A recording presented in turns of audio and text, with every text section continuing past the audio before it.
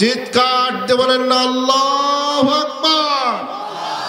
তাহলে আজকে সাউন্ড কম হবে না বেশি হবে?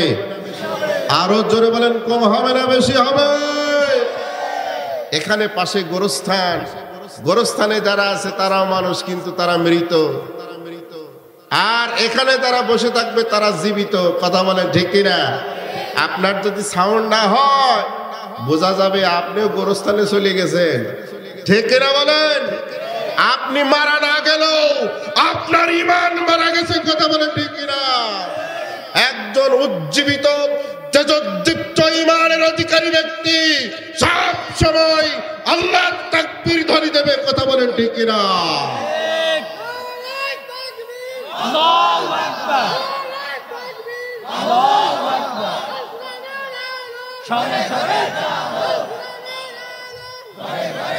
আলহামদুলিল্লাহ, আল্লাহ কবুল করুক। বলেন আমিন। আর বাড়ি বসে থাকা যাবে না। কথা বলুন ঠিক কিনা? কোরআনের ডাক এসে গেছে, ইসলামের বিজয়ের ডাক এসে গেছে। আর বাড়িতে বসে থাকা যাবে না। কথা বলুন ঠিক কিনা? এই মাঠে চলে আসুন আমার বন্ধুগণ। আমি যে কথা বলতে চাচ্ছিলাম, আজকে যুবকেরা পোস্টারে নাম দিয়েছে এটা তাফসিরুল কোরআন মাহফিল। আমি ছোট মানুষ, আমার বাড়ি বাঁশগ্রাম। আমি আপনাদের এই পার্শ্ববর্তী শেখপাড়া ভার্সিটি ইসলামী বিশ্ববিদ্যালয় থেকে আল হাদিস অ্যান্ড ইসলামিক স্টাডিজ বিভাগে অনার্স এবং মাস্টার্স সম্পূর্ণ করেছি। আমি যখন বাড়ি থেকে ইউনিভার্সিটিতে ক্লাসে যেতাম তখন এই রাস্তার পাশ দিয়েই মোটরসাইকেল নিয়ে যেতাম। অনেকবার এই রাস্তা দিয়ে গিয়েছি। আলহামদুলিল্লাহ, আজকে আমার সুযোগ, আল্লাহ তাআলা তৌফিক সুযোগ দান করেছেন এখানে আপনাদের সামনে কিছু কথা বলার। তবে আমি এখানে কোনো আজে বাজে কথা বলবো না। আমি এখানে কথা বলবো আল্লাহর কোরআন থেকে। কার কথা বলেন? এই কোরআন কার কথা? আল কুরআনু কালামুল্লাহ। কোরআন হচ্ছে আল্লাহর কালাম। কথা বলুন ঠিক কিনা? আল কুরআনু দাস্তুরুল লিল মুসলিমিন। শুধু আল্লাহর কালামিন। আল কুরআনু দাস্তুরুল লিল মুসলিমিন। কোরআন হচ্ছে মুসলমানদের সংবিধান, কনস্টিটিউশন। কথা বলুন ঠিক কিনা? এই কোরআন মিলাদ পড়ার জন্য আসে নাই। এই কোরআন শুধুমাত্র জানাজা পড়ানোর জন্য আসে নাই। এই কোরআন শুধুমাত্র খতম পড়ার জন্য আসে নাই। এই কোরআন শুধুমাত্র ঝাড়ফুঁক করার জন্য আসে নাই। এই কোরআন এসেছে সমাজ এবং রাষ্ট্রকে সংস্কার করে ইনসাফপূর্ণ বৈষম্যহীন সমাজ প্রতিষ্ঠা করার জন্য। কথা বলুন ঠিক কিনা? আমার বন্ধুগণ, যখন কোরআনের তাফসীর মানুষ শুনবে তখন সে নিজেকে সংস্কার করতে পারবে, সমাজকে সংস্কার করতে পারবে। তখন রাষ্ট্র সংস্কার হবে এবং বৈষম্যহীন সমাজ প্রতিষ্ঠিত হবে। কথা বলুন ঠিক কিনা? শুধুমাত্র মিলাদ পড়ে, কিয়াম করে, জানাজা পড়ে আর এই কোরআনের খতম করে ঝাড়ফুঁক করে এ সমাজ পরিবর্তন হবে না। কথা বলুন ঠিক কিনা? আমি এ কোরআন থেকে কয়েকটি আয়াতের কিছু তাফসীর আপনাদের সামনে নিয়ে আসবো, কথা বলবো। আপনারা কি শুনবেন না বাড়ি চলে যাবেন? রাগ করতেছেন আমার বন্ধুগণ? তাহলে আমরা কথা বলার শুরুতেই সে মহান আল্লাহ সুবহানাহু ওয়া তাআলার শুকরিয়া আদায় করছি, যিনি শাশ্বত, যিনি জাগ্রত, যিনি চিরস্থায়ী, যিনি চিরঞ্জীব, যিনি আসমান এবং জমিনের একচ্ছত্র অধিপতি, যিনি সার্বভৌম ক্ষমতার একমাত্র মালিক। সার্বভৌম ক্ষমতার একমাত্র মালিককে জোরে বলুন কে? লিল্লাহি মুলকুস সামাওয়াতি ওয়াল আরদ। আসমান এবং জমিনের সার্বভৌম ক্ষমতার মালিক একমাত্র আল্লাহ। কথা বলুন ঠিক কিনা? যারা বলবে সার্বভৌম ক্ষমতার মালিক জনগণ, তাদের ঈমান নাই, তাদের ঈমান নাই, তাদের ঈমান নাই। কথা বলুন ঠিক কিনা? এদেশে একটি দল, এদেশে একটি গোষ্ঠী, এদেশে একটি সংগঠন তারা বলেছিল যে সকল সার্বভৌম ক্ষমতার মালিক একমাত্র আল্লাহ। এই জন্য তারা তাদেরকে নিষিদ্ধ করেছিল। কথা বলুন ঠিক কিনা? যারা নিষিদ্ধ করেছিল ওরা আজ নিষিদ্ধ। কথা বলুন ঠিক কিনা? আরো জোরে বলুন ঠিক কিনা? কোরআনে যা আছে আমরা তাই বলবো, এতে যার গায়ে লাগে লাগুক। কথা বলুন ঠিক কিনা? এই কোরআন শোনেন, এই কোরআনে যে কথা আছে সেই কথা কি আমার কথা, আমার বাপের কথা, আমার দাদার কথা? এটা কি প্রেসিডেন্টের কথা? এই কোরআনে কথা হচ্ছে আমার আল্লাহর কথা। কথা বলুন ঠিক কিনা? কোরআনে যেভাবে আছে সেইভাবে বলবো ইনশাআল্লাহ। যে মহান আল্লাহ তাআলা ওয়ানজালা মিনাস সামাই মাআন, এই জমিন আসমান থেকে বৃষ্টি বর্ষণ করেন, ফাখরাজা বিহি মিনাস সামারাতি রিজকাল লাকুম, আর এই জমিন মৃত জমিনকে জীবিত করে এখান থেকে ফল ফসল আমাদের জন্য যিনি জীবিকা নির্বাহের জন্য উদ্গত করে দেন, সেই মহান আল্লাহর দরবারে নতশিরে সেজদা অবনত মস্তকে হৃদয়ের সকল ভাব আবেগ উজাড় করে দিয়ে চিৎকার দিয়ে বলছি আলহামদুলিল্লাহ। আরো জোরে বলেন আলহামদুলিল্লাহ। ইতিপূর্বে পঠিত দরুদ বিশ্ব মানবতার বন্ধু, সকল অঞ্চলের, সকল দেশের, সকল ধর্মের, সকল বর্ণের মানুষের জন্য যিনি অনুসরণীয় অনুকরণীয় ব্যক্তিত্ব, ইমামুল আম্বিয়া সাইয়্যিদুল মুরসালিন, নির্যাতিত নিপীড়িত নিষ্পেষিত উপেক্ষিত বঞ্চিত পথহারা পথ ভোলা মানুষের একান্ত আপনজন, যিনি এ কোরআন নিয়ে 23টি বছর আন্দোলন করেছেন, ফলশ্রুতিতে তাকে তাইফের ময়দানে মারতে মারতে তাকে 3 বার বেহুশ করে ফেলে দেওয়া হয়েছে। কথা বলুন ঠিক কিনা? উহুদের ময়দানে 3 দিন দান হারিয়েছেন, অসংখ্য সাহাবী জীবন দিয়েছেন। এর বিনিময়ে আল্লাহর নবী এই পৃথিবীর বুকে একটি সোনালী সমাজ, একটি বৈষম্যহীন সমাজ উপহার দিয়েছিলেন। কথা বলুন ঠিক কিনা? তিনি বলেছিলেন খায়রুল কুরুনি করনি, আমার সমাজ হচ্ছে সোনার সমাজ। তিনি এমন একটি সমাজ ব্যবস্থায় পৃথিবীকে উপহার দিলেন যখন নারীরা পেল মাতৃত্বের মর্যাদা, শ্রমিক পেল ন্যায্য অধিকার। কথা বলুন ঠিক কিনা? এমন সমাজ আমরা চাই কি চাই না? কোরআনের সমাজ আমরা চাই কি চাই না? এই বাংলার জমিন 56,000 বর্গ কিলোমিটার, 1,47,570 এই কিলোমিটার, এই প্রতিটা ইঞ্চি কোরআন দিয়ে পরিচালিত হোক। কারা কারা চান তো হাত তুলে দেখান। লিল্লাহে তাকবীর, লিল্লাহে তাকবীর। হাত নামান, আল্লাহ কবুল করুক, বলেন আমিন। সেই নবীর প্রতি সকলেই দরদ ভরা কণ্ঠে নবীর প্রতি ভালোবাসা নিয়ে সকলেই পড়ছি সাল্লাল্লাহু আলাইহি ওয়াসাল্লাম। সম্মানিত বন্ধুগণ, আমি কোরআনুল কারীমের সূরাতুল বাকারা, যেই সূরাটি পবিত্র কোরআনুল কারীমের 2 নম্বর সূরা, সূরাতুল ফাতিহা 1 নম্বর আর সূরাতুল বাকারা হচ্ছে 2 নম্বর সূরা। এই সূরার 258, 59 এবং 60 নম্বর আয়াত থেকে সংক্ষিপ্ত কিছু কথা আপনাদেরকে শোনানোর চেষ্টা করব। আল্লাহ তাআলা যেন কবুল করেন, আমরা বলছি আল্লাহুম্মা আমিন। বিশ্বনবী বলেন যে প্রত্যেক জিনিসের চূড়া আছে, চূড়া আছে, উচ্চতার শীর্ষে একটা জিনিস থাকে।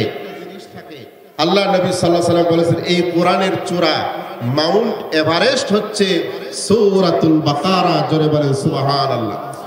আমার বন্ধুগণ, আল্লাহর নবী জনাবে মুহাম্মদ রাসূলুল্লাহ সাল্লাল্লাহু আলাইহি ওয়াসাল্লাম কে আল্লাহ রাব্বুল আলামিন 2টা নূর উপহার দিয়েছেন। হযরত জিবরিল আমিন বলেন ইয়া রাসূলুল্লাহ, ইয়া হাবিবাল্লাহ, আল্লাহ তাআলা আপনাকে 2টা নূর উপহার দিয়েছেন। এই 2টা নূর আল্লাহ পাক তাওরাত, জাবুর, ইনজিল, কোরআন আর কোথাও এই 2টা নূর ব্যতীত আর কোন নূর আল্লাহ এইভাবে দেন নাই। সেই 2টা নূরের নাম হচ্ছে সূরাতুল ফাতিহা আর সূরাতুল বাকারা। বাকারা শব্দের অর্থ হচ্ছে গাভী। এই যে গরু, গরুর মধ্যে যেই গরুটা মহিলা জাত ওটাকে বলা হয় গাভী। সূরাতুল বাকারার মধ্যে 286টি আয়াত রয়েছে। আমার বন্ধুগণ, কোরআনুল কারীমের সবথেকে বড় সূরার নাম সূরা বাকারা। এই সূরাটি মদিনায় অবতীর্ণ হয়েছে। এই সূরার মধ্যে এমন একটি আয়াতে কারিমা রয়েছে যে আয়াতে কারিমার নাম হচ্ছে আয়াতুল কুরসি। এই আয়াতুল কুরসি কোরআনের সবথেকে সর্বশ্রেষ্ঠ আয়াত। সুবহানাল্লাহ। আমার বন্ধুগণ, আমি সূরা বাকারা থেকে যেহেতু তাফসীর করব, এই জন্য সূরার কিছু ফজিলত বলতেছিলাম। আল্লাহর নবী তিরমিজি শরীফের হাদিসের মধ্যে বলেন যেই ব্যক্তি সূরাতুল বাকারা তেলাওয়াত করবে এই সূরা বাকারা তার নিজের জন্য, তার পরিবারের জন্য, তার সন্তানের জন্য, তার স্ত্রীর জন্য, তার মা বাপের জন্য, তার ধন সম্পদের জন্য, তার চাকরি বাকরির জন্য, তার ক্ষেত খামার ফসলের জন্য, তার বসত ভিটার জন্য এই সূরা বাকারা বারাকা হয়ে যাবে। বলেন সুবহানাল্লাহ। যেখানে সূরা বাকারা তেলাওয়াত হবে ওখানে বরকত নাজিল করে দিবেন যিনি, তিনি কে? আমার বন্ধুগণ, একান্ত আপনজনেরা আমার, এই সূরা বাকারার সর্বশেষ 2টা আয়াতে কারিমা রয়েছে। যে ব্যক্তি সূরা বাকারার সর্বশেষ 2টা আয়াতে কারিমা প্রতিদিন তেলাওয়াত করবে রাত্রে, ওই 2টা আয়াতে কারিমা তার জন্য নাজাতের ওসিলা হয়ে যাবে। জোরে বলেন সুবহানাল্লাহ। কোরআনে কারীমের সবচাইতে বড় সূরা, এই সূরার নাম সূরা বাকারা। আর এই সূরা বাকারার মধ্যে আল্লাহ রাব্বুল আলামিন এমন 2টি ঘটনা উল্লেখ করেছেন, যেই 2টি ঘটনা আমি আজকে আপনাদের শোনানোর জন্য চেষ্টা করব। আমার ভাইরা, আমরা মানুষ, ম্যান ইজ মর্টাল। আল্লাহ পাক বলেছেন কুল্লু নাফসিন যায়িকাতুল মাউত, প্রত্যেকটি প্রাণীকে মৃত্যু স্বাদ গ্রহণ করতে হবে। কথা বলুন ঠিক কিনা? যাদের আপনাদের এই মহল্লায় যারা আছেন, আপনারা যারা মারা গেলে এখানে গোরস্থানে যাদের মাটি দেওয়া হয়, আমার ভাইয়ের, আপনারা মারা গেলে এখানে আসা লাগবে কি লাগবে না? বলে আমাদের সবাইকে মরতে হবে কি হবে না? আমার বন্ধুগণ, কুল্লু নাফসিন যায়িকাতুল মাউত, এই শব্দটুকু আমরা যখন কোনো জানাজার নামাজে যাই অথবা অনেক সময় ওলামায়ে কেরাম জুমার খুতবার মধ্যে তাদের আলোচনার মধ্যে এই কথাটুকু বলেন যে প্রত্যেক প্রাণীকেই মৃত্যুর স্বাদ গ্রহণ করতে হবে। আর আমরা সবাই বিশ্বাস করি, হ্যাঁ আমাদের মরা লাগবে, আমরা মারা যাব। কিন্তু এই আয়াতে কারিমা এখানেই শেষ নয়। এরপরে আল্লাহ পাক আরেকটু কথা বলেছেন। আমার আল্লাহ পাক বলেন সুম্মা ইলাইনা তুরজাউন,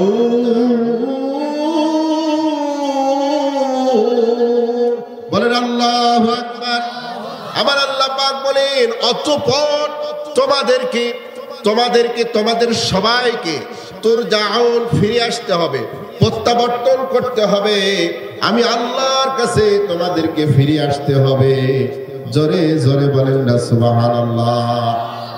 তাহলে আল্লাহর কাছে আমাদের ফিরে যেতে হবে, এই কথাটুকু কিন্তু খুব গুরুত্বপূর্ণ কথা। কোরআনে অসংখ্য জায়গায় আল্লাহ তাআলা ইয়ারজিউন, তুরজাউন শব্দ ব্যবহার করে বলছেন, বান্দা মৃত্যুই শেষ কথা নয়, মৃত্যুর পরে কিন্তু আমার কাছে ফিরে আসতে হবে। তাহলে আল্লাহর কাছে তো যেতে হবে, আল্লাহর মুখোমুখি দাঁড়াতে হবে, আল্লাহর সামনে দাঁড়াতে হবে। যারা আল্লাহর এই জমিনে আল্লাহর কোরআনের বিরোধিতা করছে, আল্লাহর বিরোধিতা করছে, রাসূলের বিরোধিতা করছে, ইসলামী আন্দোলনের বিরোধিতা করছে, সুদ খাচ্ছে, ঘুষ খাচ্ছে, মাদক দ্রব্য বেচাকেনা করছে, বলেন তো দেখি আল্লাহর সামনে তারা দাঁড়াবে কি দাঁড়াবে না? যখন দাঁড়াবে বিপদ আছে না নাই? যখন তারা দাঁড়াবে তাদের বিপদ হয়ে যাবে।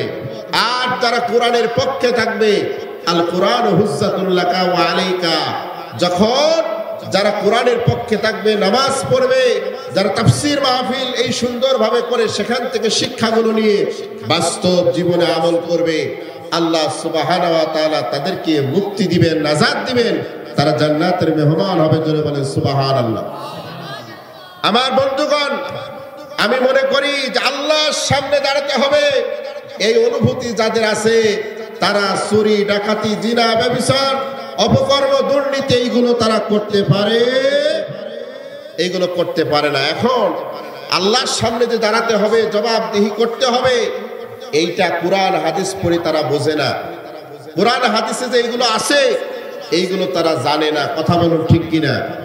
আমার বন্ধুগণ, এখন আমরা তো মারা যাব, মারা যাওয়ার পরে এই গোরস্থানে যখন মাটি হবে অথবা যেখানে আমাদের মাটি হোক, আমাদের লাশগুলো তো এই মাটির সঙ্গে গলে যাবে, পচে যাবে, হাড়, হাড্ডি, রক্ত, মাংস সব মাটির সঙ্গে মিশে যাবে। এরপরে আল্লাহ আমাদের কি আবার জীবিত করতে পারবেন? সবাই কথা বলছেন না। আল্লাহ কি পারবেন? আমরা মারা যাওয়ার পরে আমাদের হাড় হাড্ডি রক্ত মাংস সব মাটির সঙ্গে মিশে যাওয়ার পরে আল্লাহ কি আবার জীবিত করতে পারবেন? আপনি বলছেন যে পারবেন। আপনি কি কোনোদিন জীবিত হওয়া দেখছেন? দেখছেন? আপনার বাপ দেখেছে? এই গোরস্থান থেকে কি কোনো মানুষ উঠে বাড়ি গেছে? আপনি তো দেখেন নাই। আমার বন্ধুগণ, কিন্তু এই দেখা ঘটনা এই কোরআনে আছে না নাই? জোরে বলেন আছে না নাই? আমি আজকে এইরকম কিছু ঘটনা আপনাদের সামনে নিয়ে আসবো ইনশাআল্লাহ। আমার বন্ধুগণ, আমরা বিশ্বাস করি আমার রবের সামনে আমাদের দাঁড়াতে হবে, রবের সঙ্গে আমাদের সাক্ষাৎ হবে। কথা বলুন ঠিক কিনা? আমার আল্লাহ রাব্বুল আলামিন সূরা আনকাবুতের ভিতরে আমাদেরকে ডাক দিয়ে বলছে, ও আমার বান্দারা, তোমরা যারা বিশ্বাস করো তোমার রবের সঙ্গে সাক্ষাৎ হবে, তোমরা শুনে নাও। মান কানা ইয়ারজু লিকা আল্লাহি ফাইন্না আজালাল্লাহি লাআত। যারা বিশ্বাস করে, লিকাউল শব্দের অর্থ হলো সাক্ষাৎ হওয়া। যারা বিশ্বাস করে যে আল্লাহর সঙ্গে তাদের সাক্ষাৎ হবে, তারা যেন জেনে রাখে অবশ্যই সেই দিন আসবে। আল্লাহর সাথে সেই সাক্ষাতের সেই দিন আসবে। কথা বলুন ঠিক কিনা? আমার বন্ধুগণ, একবার আবু জাহেল আল্লাহর নবীর সামনে একটা গোরস্থান থেকে কিছু মরা মানুষের হাড় নিয়ে আসলেন। নিয়ে আসার পরে সেই হাড়টাকে গুঁড়া করলেন। গুঁড়া করে ছাতু বানায়া, তুষ বানায়া, গুঁড়ো বানায়া, ফু দিয়ে উড়ায়া দিয়ে আবু জাহেল এবার বলতেছে, আইদা মিতনা ওয়া কুন্না তুরাবান ওয়া ইদামান আইন্না লামাবউসুনা খালকান জাদীদা। ও মুহাম্মদ, তুমি কি এখনো বলবা এই যে হাড় হাড্ডি রক্ত মাংস, তুরাবান, তুরাবান মানে মাটি, ওয়াইজামান আমাদের অস্থি মজ্জাগুলো, আমাদের হাড় হাড্ডি গুলো সব মাটির সঙ্গে মিশে গেছে। এরপরে এই যে গুঁড়ো বানালাম, ফু দিয়ে উড়াই দিলাম, এরপরেও কি তুমি বলবা মা বউসুনা, আল্লাহ তাআলা জীবিত করবেন। খলকান, খলকান মানে সৃষ্টি, জাদিদা মানে নতুন করে। আল্লাহ পাক আবার এখান থেকে মানুষকে নতুন করে সৃষ্টি করবেন। মুহাম্মদ, তুমি কি কথা বলো? আমার নবী বলে, আমার আল্লাহ বলেন, অবশ্যই অবশ্যই আল্লাহ আবার জীবিত করবেন। কথা বলুন ঠিক কিনা? আরো জোরে বলুন ঠিক কিনা? আমার বন্ধুগণ, কুরআনুল কারীমের মধ্যে যে আয়াতে কারিমাটি আমি তেলাওয়াত করলাম, আয়াতে কারিমাটি এক নয়, দুই নয়, আমার আল্লাহ রাব্বুল আলামিন 9 বার এই কোরআনের এই আয়াতটা মুসাব্বার আয়াত, রিপিটের আয়াত। মুসাব্বার আয়াত মানে সামঞ্জস্যপূর্ণ আয়াত। এই আয়াতটা আল্লাহ পাক গোটা কোরআনের মধ্যে, আমি কোরআনের হাফেজ, গোটা কোরআনের মধ্যে আমার আল্লাহ 9 বার উল্লেখ করেছে। তোমরা যদি মারা যাও, মারা যাওয়ার পরে তোমাদের হাড় হাড্ডি রক্ত মাংস সব কিছু মাটির সঙ্গে মিশে যাওয়ার পরে খলকান জাদীদা, তোমাদেরকে আবার নতুন করে সৃষ্টি করা হবে। এটা আমরা বিশ্বাস করি কি করি না? জোরে বলুন, করি কি করি না? এটা আমরা বিশ্বাস করি। কথা বলুন ঠিক কিনা? আমার বন্ধুগণ, এই যে মৃত জিনিসটা আবার জীবিত হবে, এইটা আল্লাহ সুবহানাহু ওয়া তাআলা কুরআনুল কারীমে সূরাতুল বাকারা 2 নম্বর সূরা, এই সূরা বাকারার 258, 59 এবং 60 নম্বর আয়াতে কারিমার ভিতরে আমার আল্লাহ রাব্বুল আলামিন এই ঘটনা বর্ণনা করেছেন। জোরে বলেন সুবহানাল্লাহ। আমার বন্ধুগণ, আল্লাহ রাব্বুল আলামিন কোরআনে কারীমের 258 নম্বর আয়াত সূরা বাকারার এখানে আমার আল্লাহ তাআলা বলেন, আলাম তারা ইলাল্লাযী হাজ্জা ইব্রাহিম ফি রাব্বিহি আন আতাহুল্লাহুল মুলক ইয ক্বালা ইব্রাহিম রাব্বিয়াল্লাযী ইউহয়ী ওয়া ইউমীত ক্বালা আনা উহয়ী ওয়া উমীত قال إبراهيم فإن الله يأتي بالشمس من المشرق فأت بها من المغرب فبهت الذي كفر والله لا يهدي القوم الظالمين চিৎকার দিয়ে বলেন আল্লাহু আকবার সবাই জোরে বলেন লিল্লাহি তাকবীর আমার বন্ধুগণ আল্লাহর একজন পয়গম্বর হযরতে ইব্রাহিম আলাইহিস সালাতু ওয়াস সালাম তিনি আমাদের সকলের জাতির পিতা কথা বলেন ঠিক কিনা আমাদের জাতির পিতার নাম কে আরো জোরে বলুন কে আল্লাহ পাক বলেন মিল্লাতা আবিকুম ইব্রাহিম হুয়া সাম্মাকুমুল মুসলিমিন মুসলমানদের জাতির পিতা হবে একমাত্র কেবলমাত্র হযরতে ইব্রাহিম আলাইহিস সালাম কথা বলেন ঠিক কিনা হযরতে ইব্রাহিম আলাইহিস সালাতু ওয়াস সালাম ব্যতীত মুসলমানের জাতির পিতা আর কেউ হতে পারে না কথা বলুন ঠিক কিনা আমার বন্ধুগণ এখন দেখবেন কিছু মানুষ আছে দরবার কেন্দ্রিক তারা কোরআন এবং হাদিসের কথা বলে না কোরআন এবং হাদিসের তাফসীর করে না শুধু তাদের বাপ দাদারা যা করে গেছে সেই কথা বলে মানে বাবার কথাই তার কাছে গুরুত্বপূর্ণ বেশি বাবা যে কথা বলেছে সেই কথাগুলো তারা বিশ্বাস করে কথা বলে ঠিক কিনা এক শ্রেণীর মানুষ এরকম আছে না নাই কিছু হক্কানি ভালো দরবারও আছে সিলসিলা আছে না নাই তবে কিছু মানুষ আছে যারা শুধু তাদের বাবাদের কথাই বেশি প্রাধান্য দেয় কুরআন এবং হাদিসের থেকে বাবাদের কথা বেশি প্রাধান্য দেয় কথা বলো ঠিক কিনা আমার বন্ধুগণ আমি আগেই বলেছি যে মৃত মানুষ জীবিত হওয়া আমরা দেখি কিন্তু আমাদের জাতির পিতার নাম কি ইব্রাহিম আলাইহিস সালাম আল্লাহ পাক যদি তাকে মৃত জিনিস জীবিত হওয়া দেখান তিনি যদি বর্ণনা করেন তাহলে বলেন তো দেখি আমাদের কোনো সমস্যা আছে তিনি তো আমাদের বাবা কথা বলেন ঠিক কিনা বাবা যদি দেখেন তিনি যদি বর্ণনা করেন আমরা তাদের সন্তান ঠিক কিনা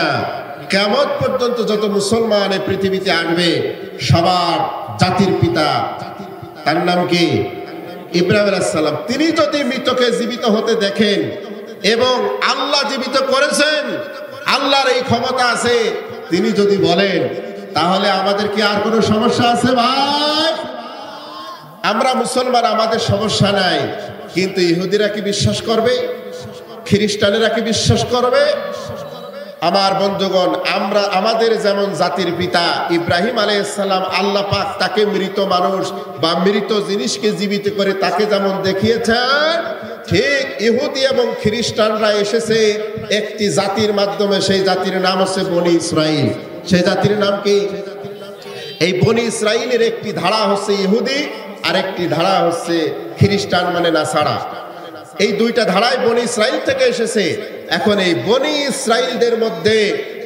বনি ইসরাইলরা যাকে জাতির পিতা হিসেবে মানে তার নাম হচ্ছে হযরত উযাইর আলাইহিস সালাম ইহুদিরা তাকে বলে ইবনুল্লাহ আল্লাহর পুত্র জোরে বলে নাউজুবিল্লাহ আল্লাহর কোনো পুত্র আছে তবে উযাইরকে তারা খুব সম্মানিত মনে করে ভক্তি করে শ্রদ্ধা করে সেই উযাইরকেও আল্লাহ তাআলা মৃতকে জীবিত হওয়া এটা আল্লাহ পাক দেখিয়েছেন তার মানে এই পৃথিবীতে যত মানুষ আছে সবাই যদি তাদের বাপ দাদার কথাটাও মেনে নেয় তাহলে আল্লাহ যে মৃতকে জীবিত করতে পারেন এই কথা বিশ্বাস করাই লাগবে যাওয়ার কোনো সুযোগ নাই কথা বলুন ঠিক কিনা সেই দুইটা ঘটনাই এই তিনটা আয়াতের মধ্যে আছে আমি আপনাদেরকে শোনানোর চেষ্টা করব ইনশাআল্লাহ আপনারা রাগ করতেছেন কষ্ট পাচ্ছেন আমার বন্ধুগণ আল্লাহ রাব্বুল আলামিন তার প্রিয় হাবিব বিশ্বনবী জনাব মুহাম্মদুর রাসূলুল্লাহ সাল্লাল্লাহু আলাইহি সাল্লামকে ডেকে বলছেন হে আমার হাবিব ও আমার দোস্ত আপনি কি দেখেছেন আলাম তারা ইলাল্লাযী হাজ্জা ইব্রাহিমা ফি রাব্বিহি আন আতাহুল্লাহুল মুলক আপনি কি দেখেছেন যে ওই ইব্রাহিম আলাইহিস সালাম সাইয়্যিদুনা ইব্রাহিমের সঙ্গে হাজ্জা মানে বিতর্কে লিপ্ত হয়েছিল, তর্ক বিতর্কে লিপ্ত হয়েছিল। আন আতাহুল্লাহুল মুলক, যাকে আমি রাজত্ব দিয়েছিলাম, ক্ষমতা দিয়েছিলাম, যাকে আমি প্রধানমন্ত্রী প্রেসিডেন্ট বানিয়েছিলাম, রাষ্ট্রের ক্ষমতা দিয়েছিলাম, ইব্রাহিম আলাইহিস সালামের সময় রাষ্ট্রের ক্ষমতায় যিনি ছিলেন তার নামটা কি বলেন? তার নাম কে আপনারা জানেন না? নমরুদ। তার নাম কে? আরো জোরে বলেন, তার নাম কে? নমরুদ। এই নমরুদ আল্লাহ পাক বলছেন আন আতাহুল্লাহুল মুলক, ওই নমরুদকে আমি রাজত্ব দিয়েছিলাম, কিন্তু ওই নমরুদ হযরতে ইব্রাহিম আলাইহিস সালাতু ওয়াস সালামের যিনি রব, সেই রব সম্পর্কে পয়গম্বর সাইয়্যিদুনা খলিলুনা ইব্রাহিম আলাইহিস সালামের সঙ্গে বিতর্কে লিপ্ত হয়েছিল। হযরত ইব্রাহিম আলাইহিস সালাতু ওয়াস সালাম যখন নমরুদের দরবারে আল্লাহর দ্বীনের দাওয়াত নিয়ে গেলেন, আল্লাহ তাওহীদের দাওয়াত নিয়ে গেলেন, আমার বন্ধুগণ, একান্ত বন্ধুরা আমার, নমরুদ তখন হযরত ইব্রাহিম আলাইহিস সালামকে বললেন, ও ইব্রাহিম, তুমি যে দাওয়াত দাও সে কিসের দাওয়াত দাও? তোমার গঠনতন্ত্রটা কি? তোমার কর্ম পদ্ধতিটা কি? বা তোমার যে রবের দাওয়াত তুমি দিতেছো, সেই রবের পরিচয়টা একটু আমার কাছে তুলে ধরো। আমার বন্ধুগণ, আমরা যেই রবকে মানি, যে রবের সেজদা করি, 5 ওয়াক্ত নামাজ পড়ি, যে রবের কাছে সাহায্য চাই, বিপদে পড়লে, মুসিবতে পড়লে, অসুস্থ হলে, বলেন তো দেখি আমাদের সেই রবের পরিচয় আছে না? না। এই গোটা কোরআনে প্রায় 1000 আয়াতে কারিমা আছে আমার আল্লাহর পরিচয় স্বরূপ। জোরে বলেন সুবহানাল্লাহ।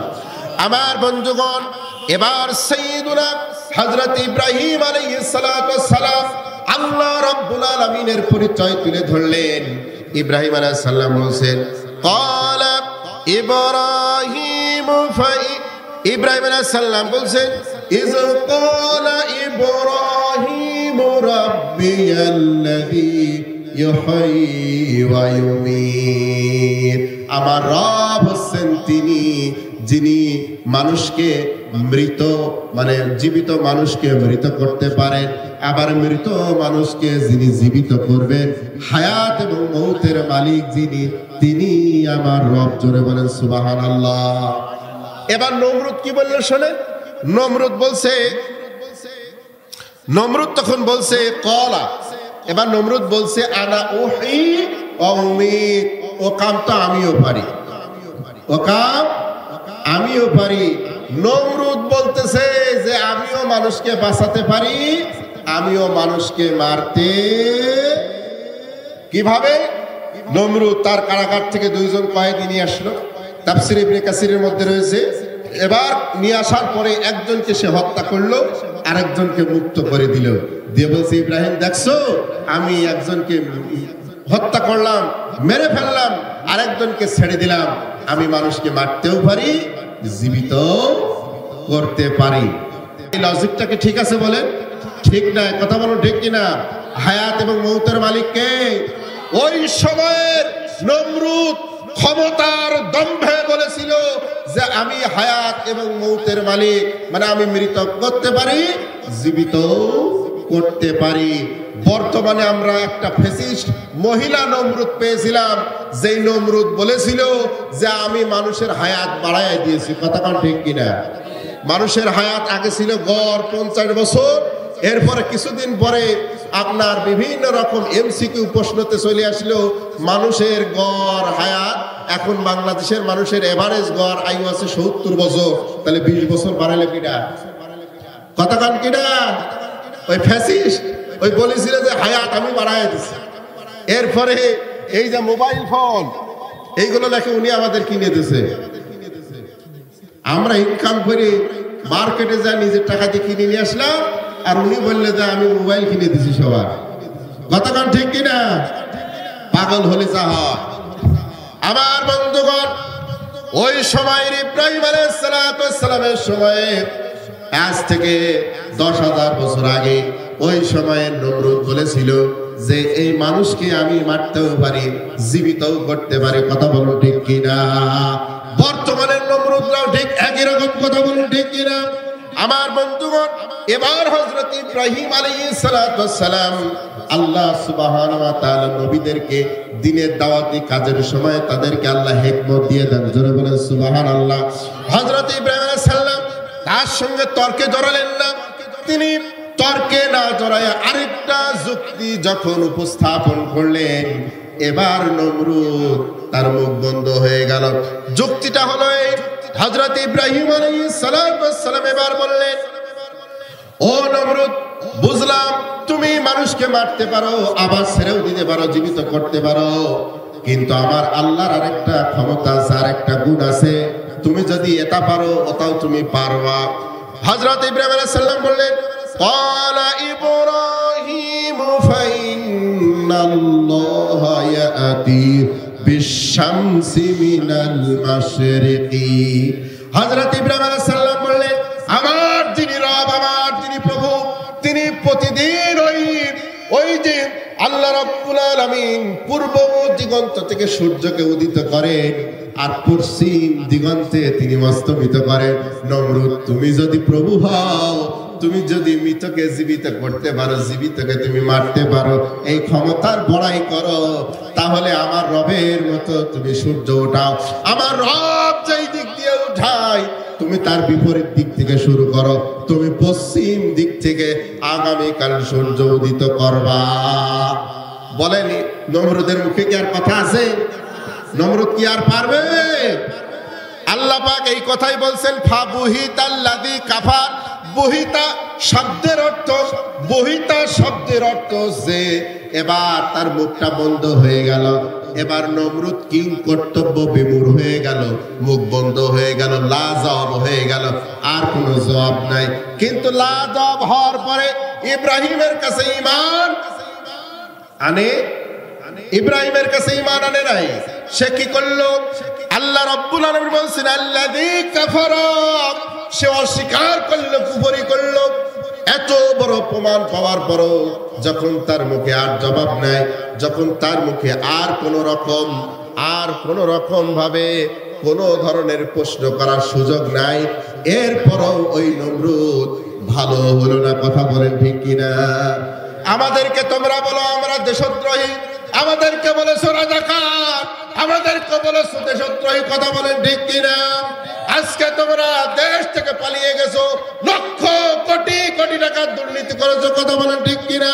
আমাদের 2 জন মন্ত্রী এই বাংলাদেশে 3টা মন্ত্রণালয়ে তারা মন্ত্রিত্ব করেছেন, আজ পর্যন্ত কেউ সেখানে অনুবীক্ষণ যন্ত্র দিয়েও সেখানে 1 টাকার দুর্নীতি খুঁজে পায় না। কথা বলেন ঠিক কিনা? এরপরেও কেন বলতে পারো না এই সংগঠন, এই দলটা বাংলাদেশের সর্বশ্রেষ্ঠ দল? কথা বলুন ঠিক কিনা? কেন বলতে পারো না? মুখ বন্ধ হয়ে যাবে। আজকে তোমরা আমাদের যতজন মানুষকে তোমরা গ্রেফতার করেছো, মামলা দিয়েছো, মামলাগুলো তোমরা তদন্ত করে দেখো তো ওই ব্যক্তিদের বিরুদ্ধে এলাকায় কোনো ধরনের কোনো রিপোর্ট আছে নাকি? কোন রিপোর্ট আছে? কোন রিপোর্ট নাই। নমরুদের যেমন জবান বন্ধ হয়ে গিয়েছিল, ওদের জবান বন্ধ হয়ে গিয়েছিল। কথা বলেন ঠিক কিনা? কিন্তু ওরা যেমন ইব্রাহিমকে বন্ধু হিসাবে গ্রহণ করে নাই নমরুদ, ঠিক এরাও এদেশের আলেম ওলামাকে বন্ধু হিসাবে গ্রহণ করে নাই। কথা বলেন ঠিক কিনা? আমার বন্ধুগণ, ওই নমরুদ সঙ্গে সঙ্গে ইব্রাহিমের কাছে যুক্তিতে পরাস্ত হওয়ার পরে এবার ইব্রাহিমকে সে গ্রেফতার করলো। যখন আর যুক্তিতে পারে না, যখন আর আদর্শের সঙ্গে লড়াই করে পারে না, তখন হামলা মামলা জুলুম জরিমানা দিয়ে কাজ করার চেষ্টা করে। কথা বলো ঠিক কিনা? বাধা দেওয়ার চেষ্টা করে। আমার বন্ধুগণ, যখন ইব্রাহিমের সঙ্গে আর পারল না, ইব্রাহিমকে গ্রেফতার করে এবার তাকে আগুনের মধ্যে ফেলে দেওয়ার চেষ্টা করলো, ফেলে দিল। আল্লাহ পাক ওই আগুনকে তার জন্য জান্নাত বানায় দিলেন। জোরে বলেন সুবহানাল্লাহ। আমার বন্ধুগণ, আল্লাহ রাব্বুল আলামিন বলেন, শোনেন, আল্লাহু লা ইয়াহদিল কওমাজ জালিমিন। নমরুদ ইব্রাহিমকে আগুনের মধ্যে ফেলে দিয়ে ইব্রাহিমের উপরে জুলুম করলো। আল্লাহ পাক বলেন আমি জালিমকে কখনোই হেদায়েতের পথ দেখাই না। জালিমরা কখনো হেদায়েত প্রাপ্ত হয় না। কথা বলুন ঠিক কিনা? কথা বলুন। আমার বন্ধুগণ, আমার সামনে আরো দুইটা আয়াতে কারিমা রয়েছে। এই দুইটা আয়াতে কারিমা দিয়ে আমি মৃত কিভাবে জীবিত হবে বা কিভাবে হয়েছে আমি আপনাদের সামনে প্রমাণ স্বরূপ তুলে ধরবো। আপনারা রাগ করতেছেন? শুনবেন তো ইনশাআল্লাহ। প্রথম ঘটনাটা হচ্ছে, ইহুদিরা যাকে ভালোবাসে সেই উজাইর আলাইহিস সালাতু ওয়াস সালাম, তাকে আল্লাহ তাআলা এই ঘটনা দেখিয়েছেন। কিভাবে দেখিয়েছেন? বর্তমান যে ফিলিস্তিন, এই ফিলিস্তিন এই এলাকাকে বলা হয় জেরুজালেম। এই এলাকায় একজন জালিম বাদশা ছিল, তার নাম আছে বক্তে নাসর। এই জালিমদের কাজ হচ্ছে যে এলাকায় তারা রাজত্ব করবে সে এলাকায় তারা বিপর্যয় সৃষ্টি করবে। আজকে আমাদের দেশে বিপর্যয় আছে না? না। অর্থনীতিতে বিপর্যয়, শিক্ষানীতিতে বিপর্যয়, প্রশাসনে বিপর্যয় আছে না? না। সব ধ্বংস করে দিয়ে গেছে। আর্থিক খাত ধ্বংস করে দিয়ে গেছে, ব্যাংক ধ্বংস করে দিয়ে গেছে, এদেশের আইন শৃঙ্খলা ধ্বংস করে দিয়ে গেছে, এদেশে ধর্মকে ধ্বংস করার, ইসলামকে ধ্বংস করার চেষ্টা করেছিল। এদেশের তাওহীদি জনতা জীবন দিয়ে ইসলামকে রক্ষা করেছে। কথা বলুন ঠিক কিনা? ওই জালিম বক্তে নাসর সে ওই এলাকা, যে এলাকাটা জেরুজালেম বর্তমান ফিলিস্তিন, এই এলাকার সে রাজা ছিল। ওই এলাকা সে যখন রাজত্ব করেছে, ওই এলাকার যারা ইমানদার মুসলমান মানুষ ছিল সবাইকে সে হত্যা করেছিল। ওই এলাকার যত ঘর বাড়ি সেইগুলো সে ধ্বংস করেছিল। ওই এলাকার যত পশু প্রাণী সবাইকে সে ধ্বংস করেছিল। এরপরে যত গাছ গাছালি তরুলতা সব ধ্বংস করে দিয়েছিল। একদিন ওই এলাকা দিয়ে আল্লাহর একজন পয়গম্বর, নাম তার উজাইর আলাইহিস সালাম, তাফসিরে জালালাইনের মধ্যে আমি আয়াতের তাফসির দেখতেছিলাম, তখন আমি দেখতে পেলাম যে সেখানে লেখা হয়েছে ওই এলাকা দিয়ে যাচ্ছিলেন আল্লাহর একজন পয়গম্বর, তার নাম উজাইর আলাইহিস সালাম। আমার বন্ধুগণ, এই উজাইর আলাইহিস সালাম তিনি এর আগেও এই এলাকা দিয়ে পরিভ্রমণ করেছেন। এলাকা দিয়ে তিনি গিয়েছেন, তিনি তখন দেখেছিলেন এই এলাকা সবুজ শ্যামল, এখানে অনেক মানুষের বসতি, বিভিন্ন রকম দালান কোঠা, আবাসিক ভবন এখানে রয়েছে, রাস্তাঘাট রয়েছে, কত সুন্দর নির্মল পরিবেশ। কিন্তু এখন তিনি রাস্তা দিয়ে চলছেন আর দেখছেন সব কিছু ধ্বংসস্তূপে পরিণত হয়ে গেছে। আমার বন্ধুগণ, তিনি যখন এলাকা দিয়ে চলছেন, এই ধ্বংসস্তূপ দেখে তিনি বলছেন, আহারে, এত সুন্দর একটি দেশ, এত সুন্দর একটি পরিপাটি একটি নগরী কিভাবে এইভাবে ধ্বংস হয়ে গেল, আর এই যে মানুষগুলো এভাবে মারা গেছে এরা কিভাবে জীবিত হবে। তিনি এটা চিন্তা করছিলেন। চিন্তা আসার সম্ভাবনা আছে না? নাই। অনেক সময় চিন্তা এরকম হতে পারে, একটা গোরস্থানে যাওয়ার পরে আপনার চিন্তা হতে পারে যে এরা আবার, এই যেখানে যত মানুষ মারা গেছে এরা যে আবার জীবিত হবে, এরকম টেন্ডেন্সি, কিভাবে জীবিত হবে এরকম টেন্ডেন্সি আপনার আবার আসতে পারে কি পারে না? আমার বন্ধুগণ, আমার আপনার সকল প্রকার টেন্ডেন্সি আর সকল প্রকার কনফিউশনের জবাব আমার আল্লাহ রাব্বুল আলামিন দিয়েছেন। প্রথমে আমি ওই উজাইর আলাইহিস সালামের ঘটনা বলবো, তারপরে আমাদের জাতির পিতা ইব্রাহিমের ঘটনা বলবো ইনশাআল্লাহ। হযরত উজাইর আলাইহিস সালাম তিনি ওই নগরী দিয়ে চলছেন আর তিনি মনে মনে চিন্তা করছেন এই ধ্বংসস্তূপ, এই নগরী আবার কিভাবে পুনরায় পুনরুজ্জীবিত হবে। তিনি যে কথা বলছিলেন আমার আল্লাহ রাব্বুল আলামিন সেই কথাগুলোই কুরআনুল কারীমের 2 নম্বর সূরা সূরাতুল বাকারা 259 নম্বর আয়াতের মধ্যে আমার আল্লাহ তুলে ধরেছেন। আমার আল্লাহ বলেন, আও কাল্লাযী মাররা আলা ক্বরয়াতিন ওয়া হিয়া খাবিয়াতুন আলা উরুশিহা। হযরত উজাইর আলাইহিস সালাম তিনি ওই গ্রাম দিয়ে হাঁটছেন।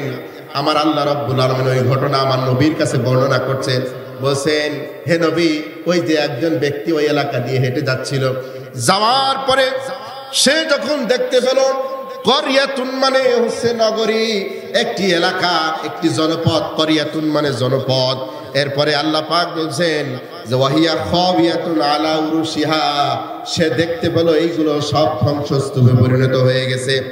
এরপরে সে চিন্তা করলো, ক্বালা আন্না ইউহয়ি হাযিহিল্লাহু বা'দা মাউতিহা, আল্লাহ পাক আবার কিভাবে ইউহয়ি জীবিত করবেন, বাদা মানে পরে, মাউতিহা মৃত্যুর পরে।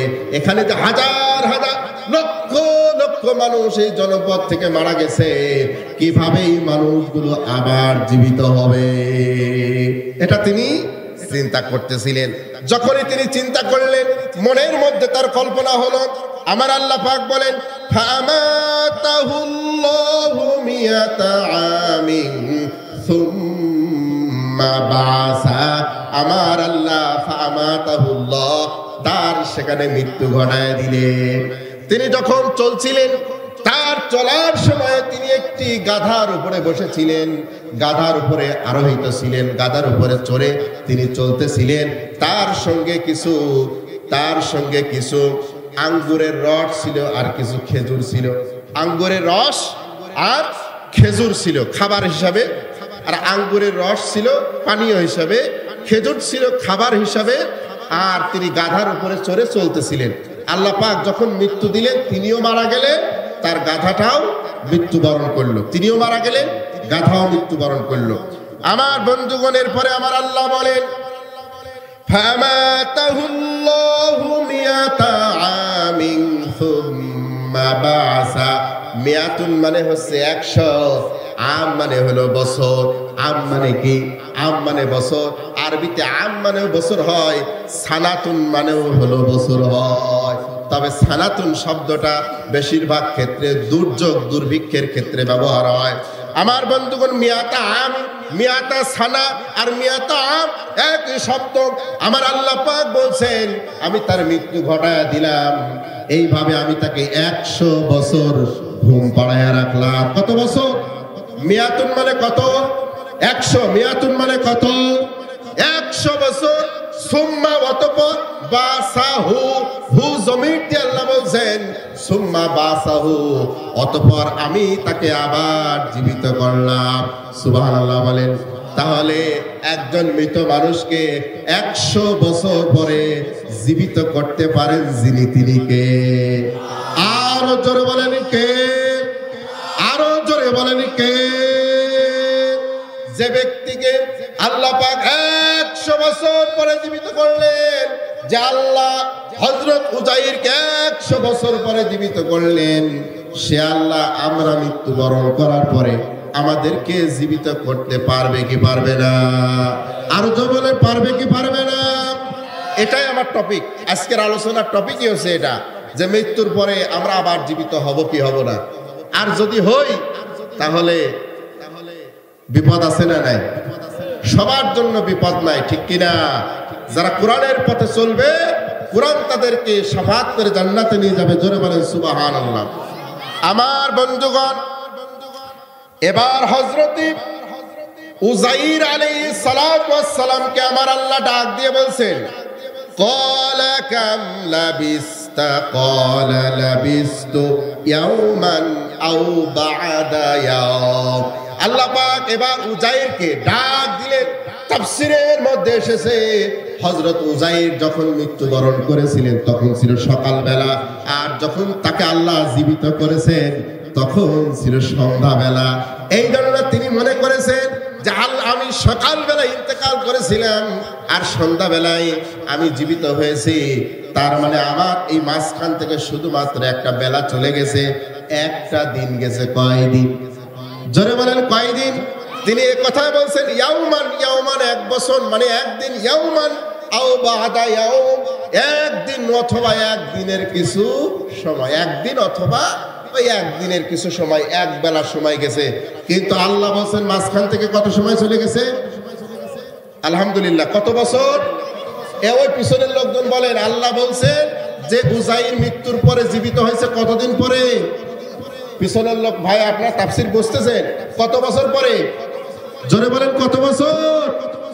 100 বছর আলহামদুলিল্লাহ ভাইরা বুঝেছেন 100 বছর পরে জীবিত হয়েছেন। কিন্তু উনি বলছেন কি, উনি বলছেন যে মনে হয় ওই সকালবেলা ঘুমাইছিলাম, এখন সন্ধ্যাবেলায় এখন জীবিত হলাম, একদিন অথবা একদিনের কিছু সময়। আমার বন্ধুগণ, এবার আমার আল্লাহ বলছেন ক্বালা কাম ক্বালা বাল লাবিস্তা মিয়াতা আম।